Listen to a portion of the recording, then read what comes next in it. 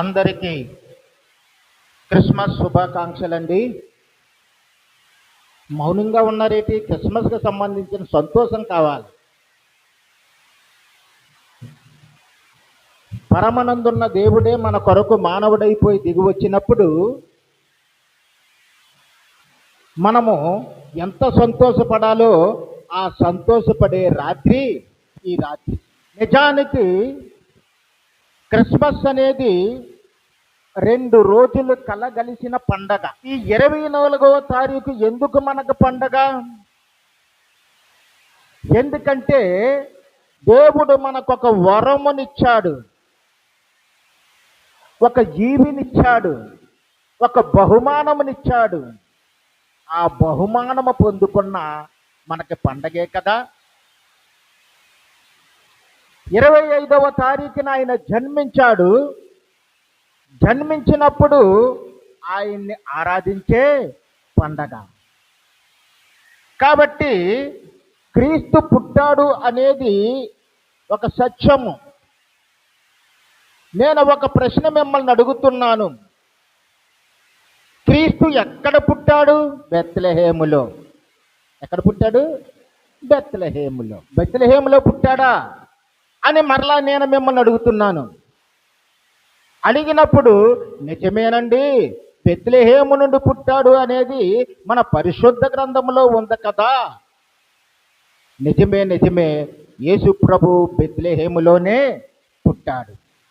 అయితే ఏ బెత్లెహేములో పుట్టాడు? పూర్వపు పాలస్తీనా దేశములో 2 బెత్లెహేములు ఉండేవి. ఒక బెత్లెహేముని ఏమని పిలిచారంటే యోదయ దేశపు బెత్లెహేము అని పిలిచారు. ఇది దక్షిణమున ఉంటుంది. బెత్లెహేమ్ ఆఫ్ జూడా అంటారు దీన్ని. యోదయ దేశపు బెత్లెహేమ్ ఇది. ఈ బెత్లెహేము మనకి ఎక్కడ కనిపిస్తుందంటే ఆదికాండము 35వ అధ్యాయము 19వ వచనములో. అక్కడ రాహేలు చనిపోతుంది. రాహేలు సమాధి కూడా అక్కడ చేయబడింది. ఇక తర్వాత చూసినప్పుడు ప్రవక్త అయిన మీకా బెత్లెహేము గురించి ప్రవచిస్తున్నాడు. ఆయన ఆ బెత్లెహేములో ఒక మెస్సయ యూదుల నేలే రాజు పుడతాడు అని చెబుతున్నాడు. మీకా ప్రవక్త రాసిన గ్రంథము 5వ అధ్యాయము 2వ వచనంలో. ఇంకా మనము చూస్తే న్యాయాధిపతులలో బెత్లెహేము ఎఫ్రాతా అనే ప్రాంతం ఉంది. ఆ ప్రాంతమునకు ఒక యువకుడు వచ్చాడు. ఆ యువకుడు గురించి అక్కడ చెప్పబడింది. ఆ స్టోరీ మనకి ఇప్పుడు అవసరం లేదు. అంటే నేను ఎందుకు చెబుతున్నానంటే యోదయ ప్రాంతములో ఉన్న బెత్లెహేము గురించి మీరు తెలుసుకుంటారని. మరి 2వ బెత్లెహేము ఏమిటి? ఇది ఉత్తర ప్రాంతమునుంది. దీనికి ఏమని పేరంటే జెబూలూను బెత్లెహేము. చెప్పండి అమ్మ ఒకసారి. జెబూలూను బెత్లెహేము. బెత్లెహేమ్ ఆఫ్ జెబూలూన్ అంటే మనకు వాక్య ప్రకారముగా చూసుకుంటే యెహోషువ కనాను దేశమును స్వాస్థ్యముగా పొందిన తర్వాత ఇశ్రాయేలీయుల గోత్రములకు చీట్లు వేసి ఒక్కొక్కరికి ఒక్కొక్క భాగమునిస్తాడు. అలా వచ్చిన భాగములో ఈ జెబూలూను అనే వంశపు వాడికి 5 పట్టణాలతో కూడిన భాగం వచ్చింది. ఆ 5 పట్టణాలలో ఒక చిన్న పట్టణము బెత్లెహేము అయి ఉంది. ఆ బెత్లెహేముని ఏమని పిలుస్తున్నామంటే జెబూలూను బెత్లెహేము అని పిలుస్తున్నాం. మరి ఈ బెత్లెహేములో యేసు ప్రభువు పుట్టలేదు.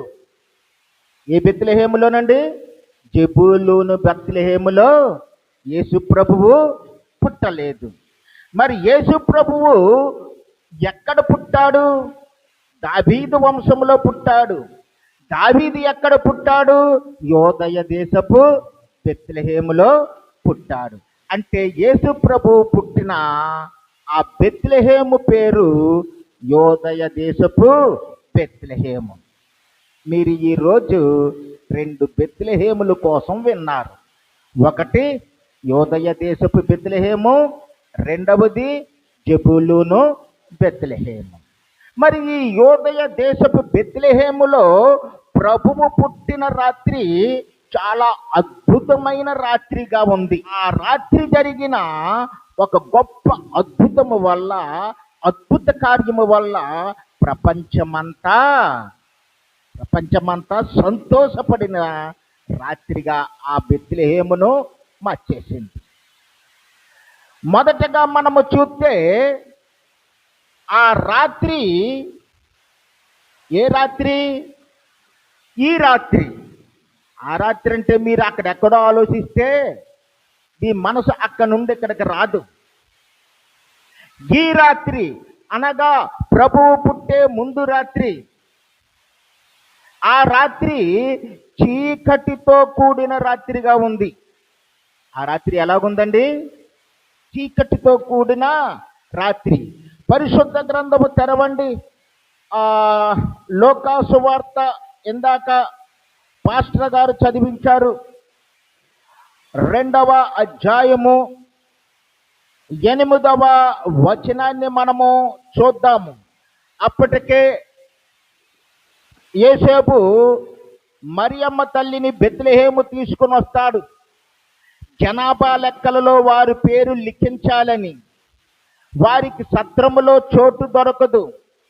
అప్పటికే ఆమె నెలల నిండి ప్రసవ సమయం వచ్చేసింది. ఆ వచ్చిన సందర్భంలో ఆమె ఒక శిశువును కంది. ఎక్కడ కందో మనకు పరిశుద్ధ గ్రంథంలో రాయబడలేదు. కానీ ఆ శిశువును కనిన తర్వాత ఆ శిశువును పశువుల తొట్టెలో పరుండబెట్టెను అని రాయబడి ఉంది.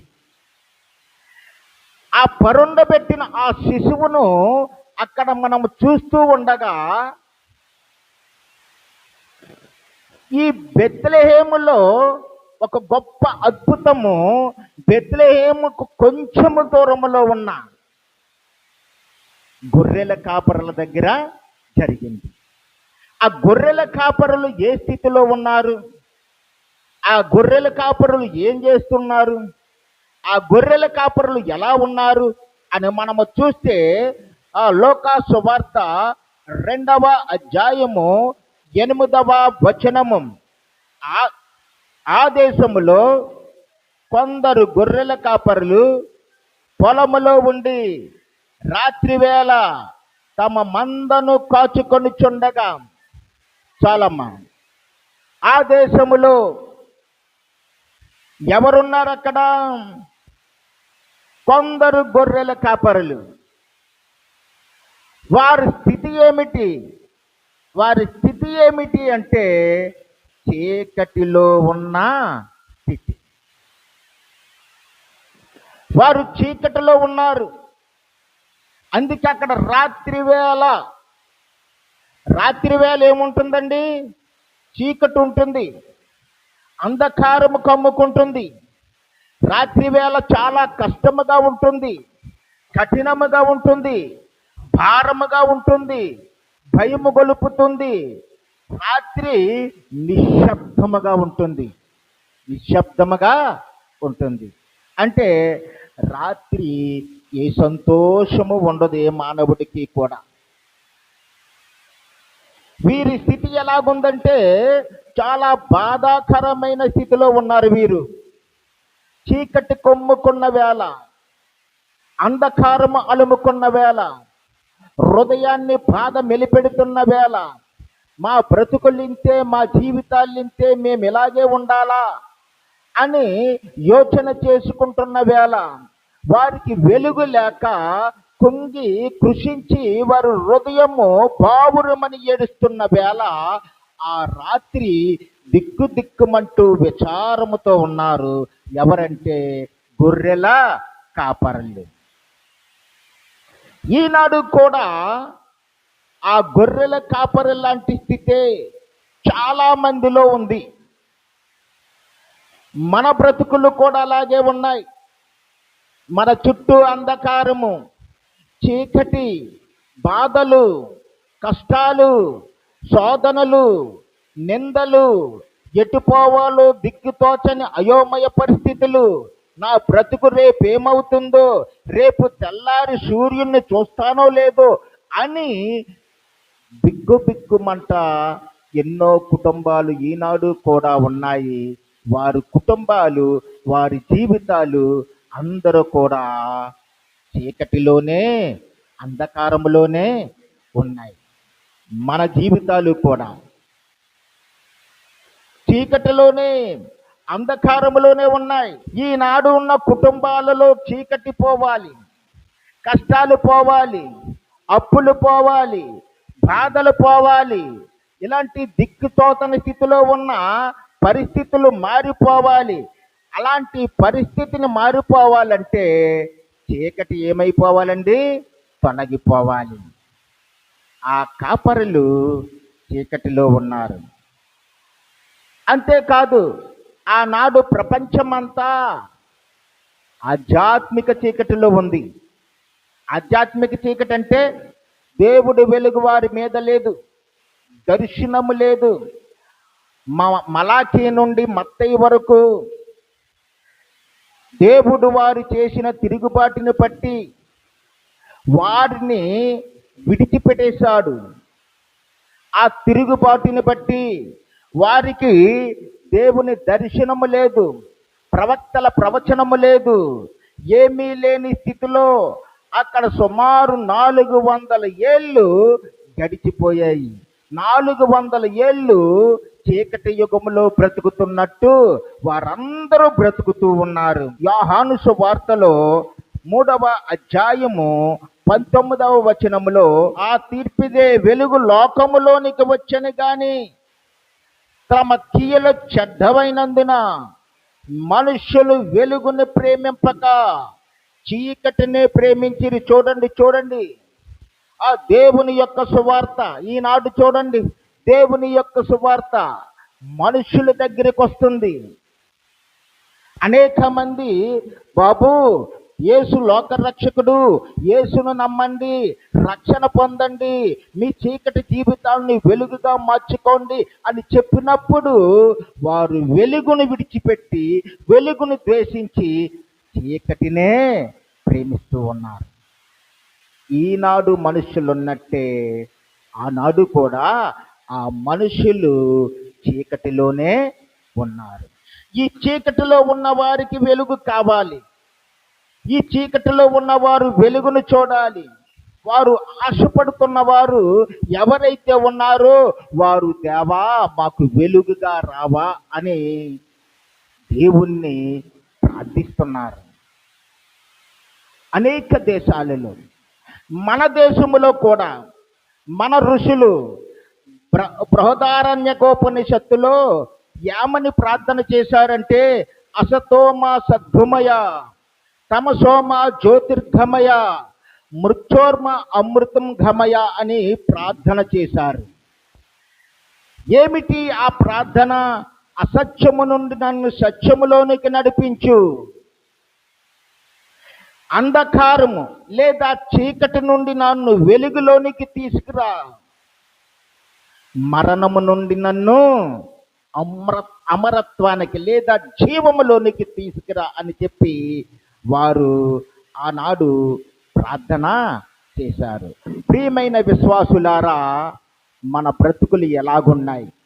చీకటిలో ఉన్నాం మనం. ఆ చీకటి నుండి వెలుగులోకి రావాలని ఆశ మనలో ఉందా? ఆ చీకటిలో ఉన్న వారికి వెలుగు వచ్చినట్టు మనము చూస్తున్నాం. ఇక్కడ ఆ గొర్రెల కాపరులు చీకటిలో ఉన్నారండి. ఆ చీకటిలో ఉన్న వారికి ఇప్పుడు ఏమొచ్చిందంటే వెలుగు వచ్చింది. ఆ వెలుగు ఎవరు? యేసు ప్రభువే. ఆయన అంటారు కదా, యోహాను సువార్త 8వ అధ్యాయము 12వ వచనములో, నేనే లోకమునకు వెలుగును. నేనే లోకానికి వెలుగును. మీరు వెలుగు కోసం తప్పిస్తున్నారు, చీకటి పోవాలని ఆశపడుతున్నారు. మీ హృదయాలలో ఉన్న ఆత్మ సంబంధమైన చీకటి, మీ బ్రతుకులలో ఉన్న చీకటి, మీ కుటుంబాలలో ఉన్న చీకటి పోవాలంటే వెలుగైన నా యొద్దకి రండి, నేనే లోకమునకు వెలుగును. ఆ రాత్రి వెలుగును తీసుకొచ్చిన రాత్రిగా మారిపోయింది. దేవునికి స్తోత్రము కలుగును గాక. ఆ రాత్రి వెలుగు తీసుకొచ్చిన రాత్రిగా మారిపోయింది. ఆ చీకటిలో ఉన్న గొర్రెల కాపరి దగ్గరికి ప్రభువు దూత వారి యొద్దకు వచ్చి నిలిచాను. ప్రభువు మహిమ వారి చుట్టూ ప్రకాశించినందున వారు మిక్కిలి భయపడిరి. చీకటిలో ఉన్న కాపరులారా, ఎంతకాలం మీరు ఈ చీకటిలో ఉంటారు? చీకటి అంటే మరొక కోణములో పాపము. చీకటి అంటే ఏంటండి? పాపము. పాపులను రక్షించుటకు యేసుక్రీస్తు ఈ లోకానికి వస్తున్నాడు. పాపులను రక్షించుటకు యేసుక్రీస్తు ఈ లోకములో జన్మిస్తున్నాడు. మరి ఎంతకాలం మీరు ఈ చీకటిలో ఉంటారు అని చెప్పి ఆ ప్రభువు దూత వారి దగ్గరికి వచ్చింది. వారి దగ్గరికి వచ్చిన తర్వాత అప్పటి వరకు చీకటి కమ్ముకున్న వారి యొక్క బ్రతుకులు వెలుగు ప్రకాశించటం జరిగింది. అక్కడ చూడండి, అక్కడ చక్కని మాట, ప్రభువు మహిమ ప్రకాశము. మహిమ అంటే ఏంటండి? ఆ దేవుని యొక్క ప్రసన్నత, దేవుని యొక్క ప్రకాశము. ప్రభువు మహిమ వారి చుట్టూ ప్రకాశించింది. ప్రియమైన సహోదరి సహోదరుడా, నువ్వు ఆశపడితే, ప్రభువా వెలుగై ఉన్న దేవా నా యొద్దకు రా, నేను చీకటిలో ఉన్నాను అని నువ్వు అడిగితే దేవుని మహిమ నిన్ను కమ్ముకుంటుంది. నీ జీవితము ప్రకాశిస్తుంది. నీ జీవితం ఏమవుతుంది? ప్రకాశిస్తుంది. ఆ గొర్రెల కాపరుల చుట్టూ గొప్ప ప్రకాశం వచ్చింది, గొప్ప ప్రకాశం వచ్చింది. ఇప్పుడు చీకటి రాత్రి ఏమైపోయిందంటే వెలుగుగా మారిపోయింది. చీకటి రాత్రి వెలుగైపోయింది. ఇక రెండవదిగా ఏమిటంటే, ఆ రాత్రి, నేను ఆ రాత్రి అని చదువుతున్న ప్రతి సందర్భంలోనే మీరు ఏం చేయాలి? ఈ రాత్రి అనుకోవాలి. ఆ రాత్రి సువార్త వినిన రాత్రి. చీకటిలో ఉన్న వారికి ఏం కావాలి? సువార్త కావాలి. ఆ రాత్రి సువార్త వినిన రాత్రి. అప్పటి వరకు దేవుని స్వరము వారికి వినబడటం లేదు. ఎందుకంటే దేవుడు వారి యొక్క దుష్కార్యాలను బట్టి, పాపములను బట్టి, అతిక్రమములను బట్టి వారిని విడిచిపెట్టేశాడు. వాక్యము లేదు, ప్రవచనాలు లేవు, దర్శనాలు లేవు, దేవుని స్వరము వినబడటం లేదు.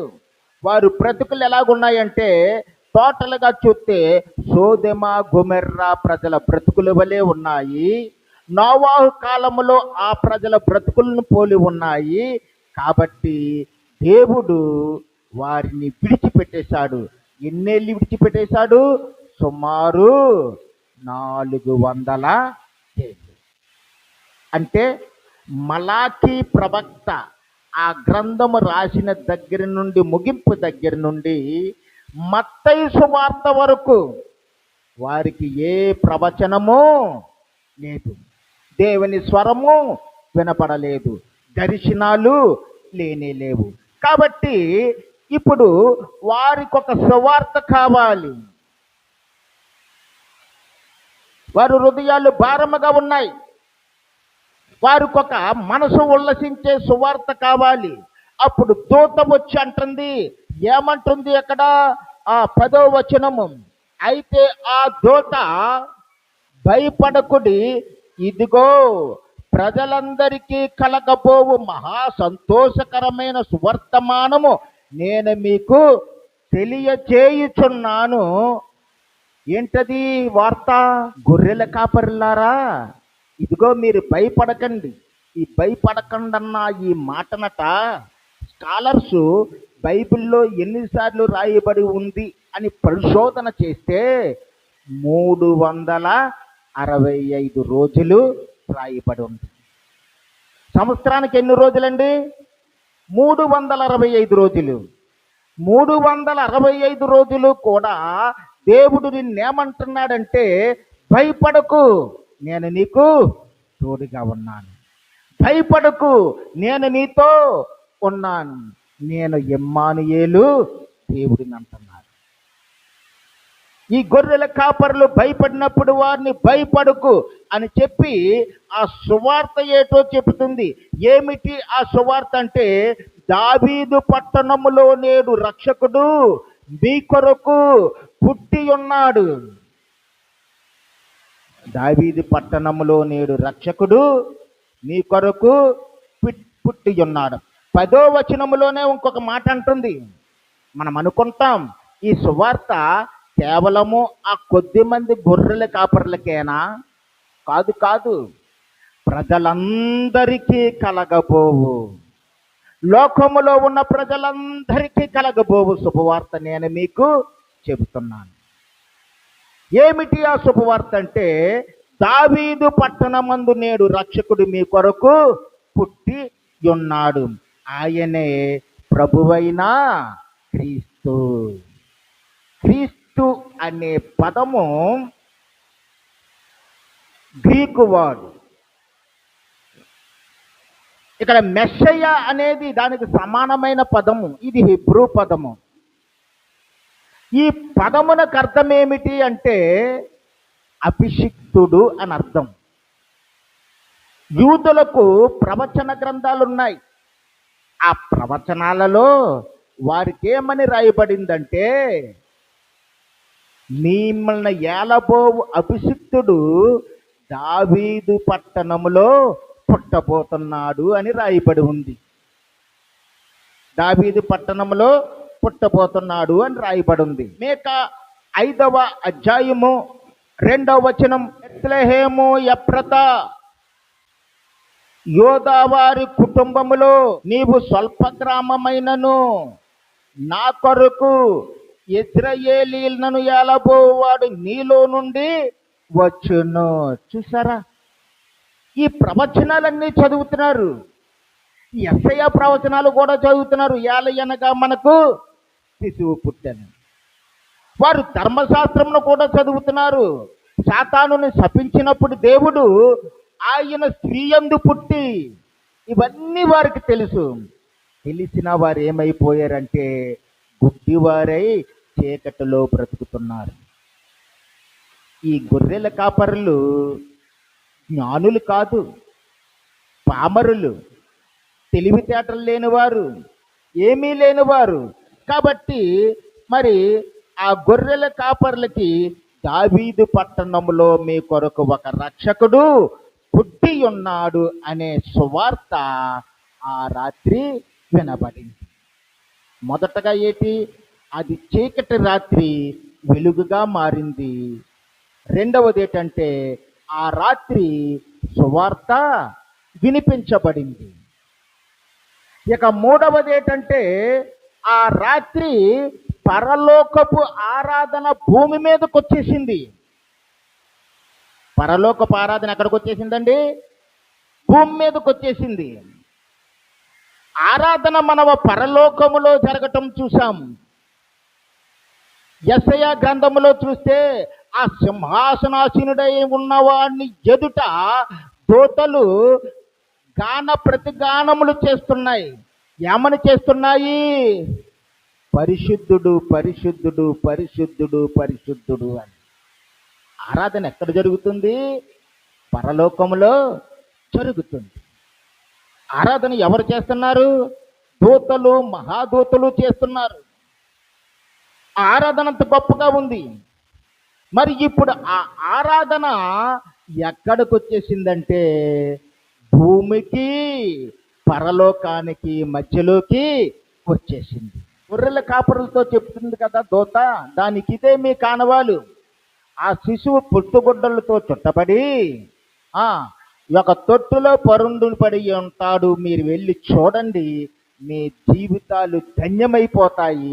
మీలో ఉన్న చీకటంతా వెలుగుగా మారిపోతుంది, మీకు రక్షణ వస్తుందని చెప్తున్నారు. దేవునికి స్తోత్రం కలుగును గాక. ఇక్కడ చూస్తే ఆ 13వ వచనం మనం చూసినప్పుడు అది ఆ చెప్పిన తర్వాత వెంటనే ఒక అద్భుతం జరిగింది. 13వ వచనం, వెంటనే పరలోక సైన్య సమూహము ఆ దూతతో కూడా ఉండి, ముందు దూత వారితో మాట్లాడింది, అప్పుడు సైన్య సమూహం ఎవరో రాలేదు. ఎప్పుడైతే రక్షణ సువార్త వినిపించబడిందో, ఈ పాపి అయిన మానవుడు ప్రభువు యొక్క గొప్ప కార్యము వల్ల, రక్షణ కార్యం వల్ల, కలవరి శిలువ వల్ల పునీతుడిగా మారిపోతున్నాడు, పరలోకమునకు పౌరుడవుతున్నాడు అనే సంతోషము ఆ దూతలు పట్టలేక వారు కూడా వచ్చేసి ఈ దూతతో కలిసి ఏం చేస్తున్నాయంటే ఆరాధన చేస్తున్నాయి. ఎక్కడ చేస్తున్నాయి? పరలోకానికి భూమికి మధ్యలో ఆరాధన. మన తండ్రి ఎక్కడున్నాడు? పరలోకములో ఉన్నాడు. తండ్రితో మనకి కనెక్షన్ ఉందా? లేదు. మన పాపాలను బట్టి తెగిపోయింది. తెగిపోయిన దానిని ఇప్పుడు యేసు ప్రభువు ద్వారా మనము ఏ కుమారత్వాన్ని అయితే పోగొట్టుకున్నామో, ఏ మహిమనైతే దేవుని ఆ ఆజ్ఞను మీరటం వల్ల పోగొట్టుకున్నామో, దేవుడు మరలా యేసు ప్రభువు ద్వారా ఆ మహిమనివ్వడానికి దివి నుండి అనగా పరలోకము నుండి భూమి మీదకి వస్తున్నాడు. ఆ వస్తున్న ఆనందములో ఈ దూతలు ఏం చేస్తున్నాయంటే ఆరాధన చేస్తున్నాయి. ఎటువంటి ఆరాధన? 14వ వచనం చూడండి. సర్వోన్నతమైన స్థలములలో దేవునికి మహిమయు, ఆయనకి ఇష్టలైన మనుషులకు భూమి మీద సమాధానము కలుగును అని దేవునికి స్తోత్రము చేస్తున్నాయట. సర్వోన్నతమైన స్థలం అంటే ద హైలీ హెవెన్లీ ప్లేస్, పరలోకము.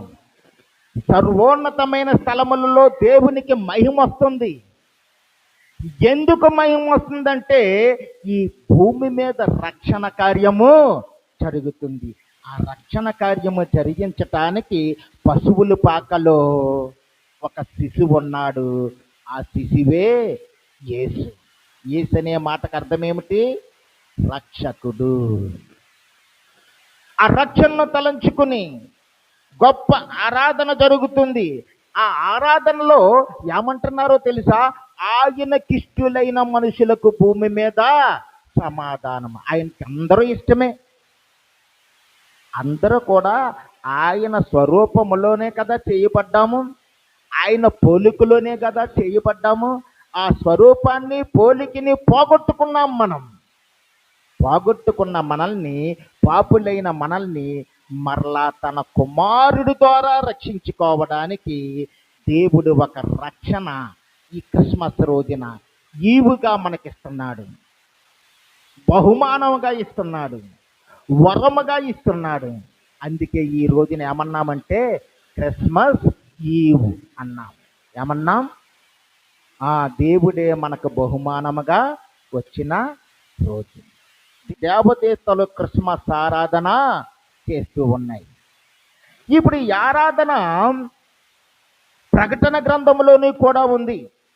అక్కడ 5వ అధ్యాయములో వధింపబడిన గొర్రెపిల్ల ఒకటి కనబడుతుంది.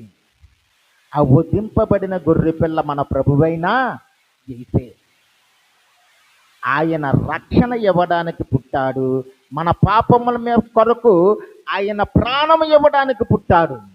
కాబట్టి ఈ పుట్టికని తలంచుకొని, ఈ గొప్ప కార్యాన్ని తలంచుకొని ఆ దూతలు ఏం చేస్తున్నాయంటే పరలోకమునకు భూమికి మధ్యలో మీకు మాకు ఇప్పుడు వైర్యము లేదు, ఆ వైర్యము ప్రభువు వలన తీసివేయబడుతుందని గొప్ప ఆరాధన చేసి తండ్రి అయిన దేవుణ్ణి మహిమపరుస్తున్నాయి, కుమారుడైన క్రీస్తును మనకు వరముగా అందిస్తూ ఉన్నాయి. ఇక 4వదిగా మరియు ఆఖరువదిగా చూస్తే ఆ రాత్రి అన్న ప్రతిసారి ఏమనుకోమన్నాను నేను, ఈ రాత్రి. ఆ రాత్రి సాక్ష్యమిచ్చిన రాత్రి. ఆ దూతలు తమ యొద్ద నుండి పరలోకం వెళ్ళిన తర్వాత ఆ గొర్రెల కాపర్లు జరిగిన ఈ కార్యమును ప్రభువు మనకు తెలియచేసి ఇంచి ఉన్నాడు, మనము బెత్లెహేము వరకు వెళ్ళి చూతము రండిని ఒకరితో ఒకరు చెప్పుకొని వారు ఏం చేశారు, త్వరగా వెళ్ళి, ఇంకా అసలు ఇంత లేటు కూడా చేయలేదు, మరియను యేసోబును తొట్టులో పండుకొని ఉన్న శిశువును చూచిరి. వారు చూచి ఈ శిశువును గూర్చి తమతో చెప్పబడిన మాటలు ప్రచురము చేసిరి. వెళ్ళటమే కాదు, మొట్టమొదట వారు సాక్షులుగా మారిపోయారు. త్వరగా వెళ్ళారు. వెళ్ళి ఆ మరియను యోసేపును తొట్టులో పండుకున్న శిశువును చూసి అత్యానందభరితులైపోయారు. అవునవును, రే, ఆ దేవదూత మనతో చెప్పినట్లే ఈయన నిజముగా మన రక్షకుడిగా ఉన్నాడు, మన మెస్సయ్యగా ఉన్నాడు, మన చీకటిని తొలగించే వెలుగుగా ఉన్నాడు. ఆ దూత ఏమైతే చెప్పిందో ఆ చెప్పిన ప్రతి మాట విడిచిపెట్టక ఆ యోసేపుకి చెప్పారు, మరియమ్మకి చెప్పారు. ఇక ఆ సత్రములో వీరు వచ్చినప్పుడు ఇంకా తెలిసిన వాళ్ళు మిగతా వాళ్ళు ఉంటారు కదా, వారందరికీ కూడా యేసే లోక రక్షకుడు అని ఎలుగెత్తి సాక్ష్యం ఇచ్చారు. దేవునికి స్తోత్రం కలుగును గాక. ఎలుగెత్తి సాక్ష్యం ఇచ్చారు. సాక్ష్యం ఇచ్చిన తర్వాత వారు దేవదూతల తర్వాత వచనం చదువుదాం. ఆ గొర్రెల కాపరులు తమతో చెప్పిన సంగతులను విన్నవారందరూ మిక్కిలి ఆశ్చర్యపడిరి. ఇంకా పైకి వచ్చి చూస్తే వారు కన్నవాటిని విన్నవాటిని ఏమంటున్నారండి, 20వ వచనంలో వారు కన్నవాటిని విన్నవాటిని. ఏమి కన్నారు? కనటం అంటే చూడటం. స్పష్టంగా చూశారు. దేవదూతను చూశారు, దేవదూత సమూహములు చూశారు, వారు చేస్తున్న ఆరాధన చూశారు. అప్పటి వరకు దేవదూతలు అంటే వారికి తెలియదు, కన్నారు. ఇది దైవ కార్యము, దేవుని కుమారుడు పుట్టాడు, నడండి వెళ్దారు. విన్న వాటిని దేవదూతలు సువార్త చెప్పగా ఉన్నారు. ఆ సువార్తను స్పష్టముగా విన్నారు. ఆ సువార్తలో ఏముందండి, ఆ దేవుడు ఒకరికే అన్నాడా? ఒకరికే కాదు, ఆయన అనేక జనములకు, అందరికీ లోకరక్షకుడు, ఆ లోకరక్షకుడు పుట్టబోతున్నాడని చెప్పి వారు విన్నారు. విని ఆ మరియమ్మ తల్లి దగ్గరికి వచ్చి చెప్పటమే కాకుండా మరియమ్మ తల్లి చెప్పిన సాక్ష్యమును కూడా విన్నారు. నిజమే నాయన, ఆయన నిజముగా దేవుని కుమారుడు. ఒకరోజు నేను ప్రార్థన చేసుకుంటున్నాను, గాబ్రియేలు దూత నా గదిలోకి వచ్చింది.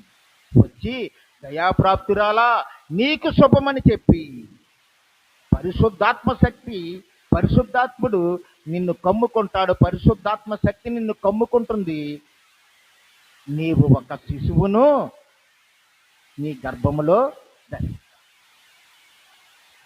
శిశువును కంట. నిజముగా ఆయన దైవ కుమారుడు. అంత మాత్రమేనా, తన భార్య గర్భవతి అని తెలిసిన తర్వాత హృదయంలో వేదనతో ఉన్నాడు. ఎవరు? యోసేపు. ఎలాగ ఈవిని విడిచి వెళ్ళిపోదామా, ఏ రాత్రి ఎస్కేప్ అయిపోదామా అని కలతతో నిద్రపోతున్నాడు. ఎందుకంటే ఆమె గర్భవతి. ఈయన యువకుడు, ప్రదానం చేయబడినవాడు. ఆమె నన్ను మోసం చేసింది, నేను ఆమెను అవమానపరచనొల్లను, కానీ నేను చెప్పకుండా ఎటో పోతాను అని చెప్పి పడుకున్నాడు. పడుకుంటే ఆయన దగ్గరికి ఎవరు వచ్చారు? దేవదూత వచ్చింది. యేసేపు, నీవు మరియను చేర్చుకో. ఆమె గర్భవతి అయింది పరిశుద్ధాత్మ వలన. దేవుని యొక్క కుమారుడు ఆమె గర్భములో ఉన్నాడు అని చెప్పి నన్ను ధైర్యపరిచి నా భార్యను నన్ను స్వీకరించుకునేలాగా చేసింది. ఇది దైవ కార్యం. అంటే గొర్రెల కాపరులు దేవదూతల సాక్ష్యమును విన్నారు, గొర్రెల కాపరులు మరియమ్మ చెప్పిన మాటలు విన్నారు, గొర్రెల కాపరులు యోసేపు చెప్పిన మాటలు విన్నారు. ఇది విన్న తర్వాత ఆ మాటలను పట్టుకొని ఆ ప్రాంతం అంతా సాక్ష్యము చెబుతూ వెళ్తున్నారు. దేవునికి స్తోత్రము కలుగును గాక. సాక్ష్యము చెబుతున్నారు, లోక రక్షకుడు నేడు మీ కొరకు పుట్టి ఉన్నాడు, ఆయన ప్రభువైన యేసుక్రీస్తు. ఎలా తెలిసిందయ్యా నీకు? ఎలా తెలిసిందంటే దేవదూతలు మాకు కనపడ్డాయి, దేవదూతలు మాకు చెప్పాయి, మేము వెళ్ళి చూసాము. ఆయన నిజముగా దేవుని కుమారుడు, ఆయన నిజముగా దేవుని కుమారుడు. ప్రియమైన విశ్వాసి, నువ్వు ఎప్పుడైనా యేసు ప్రభు గురించి ఎవరికైనా నీ సాక్ష్యాన్ని చెబుతున్నావా? ప్రభువు నీ కొరకు పుట్టి ఆయన నీ కొరకు ఏమి చేశాడు, ఆయన నిన్ను ఎలాగ జీవింపచేశాడు, ఆయన నీ కొరకు రక్షణ ఎలా తీసుకొచ్చాడో అది సాక్ష్యం. ఈ గొర్రెల కాపర్లు అలాంటి సాక్ష్యం ఇస్తూ దేవుణ్ణి మహిమపరుస్తూ వెళ్ళారు. ఎక్కడికి వెళ్ళారండి? మరలా ఆ మంద దగ్గరికి వెళ్ళారు. ప్రియమైన విశ్వాసులారా, ఈ క్రిస్మస్ ఈవున మనము ఏ విషయాలు తెలుసుకున్నాము? ఒకటి, బెత్లెహేము ఒకటి కాదు, 2 బెత్లెహేములు. యోదయ దేశపు బెత్లెహేము, 2 జెబూలూను బెత్లెహేము. ఆ తర్వాత మనం ఏం తెలుసుకున్నాము? అది ఆ రాత్రి చీకటితో కూడిన రాత్రి వెలుగుగా మారిన రాత్రి అయిపోయింది. రెండవదిగా ఏంటంటే ఆ రాత్రి సువార్త వినిపించిన రాత్రి, రక్షకుడు మీ కొరకు పుట్టి ఉన్నాడు. మూడవది ఏమిటి అంటే ఆ రాత్రి పరలోకపు ఆరాధన భూమి మీదకు వచ్చిన రాత్రి, పరలోకానికి భూమికి మధ్య దేవదూతల ఆరాధన చేసిన రాత్రి. ఆ తర్వాత ఏమిటంటే ఆ రాత్రి గొప్ప సాక్ష్యము ఇచ్చిన రాత్రి. ఈ రాత్రి మనకు అలాంటి రాత్రే కావాలి. Happy happy Christmas, happy happy Christmas, happy happy Christmas. ఈ వర్తమానం ద్వారా నా హృదయంలో ఉన్న చీకటంతా తొలగిపోయింది. క్రిస్మస్ వెలుగులు నా హృదయంలోకి వచ్చాయి అన్నవారు చేతులు ఎత్తండి. దేవుని స్తోత్రం. హల్లెలూయా, హల్లెలూయా.